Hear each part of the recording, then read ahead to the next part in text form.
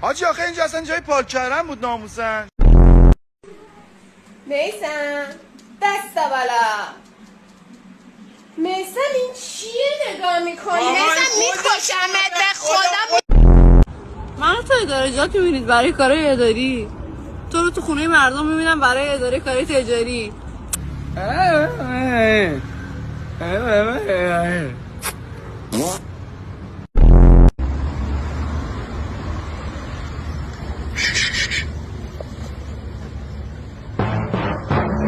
خجالت بکش تخم سگ. داداش یه لحظه بیا. طرف برداشته از اینجا تا اینجا رو خط کشیده که چی؟ عقده بازی ها چیه؟ میکردی برام مهمه؟ به خدا اگه مهمه. چرا؟ چون ماشین اصلا مال من نیست.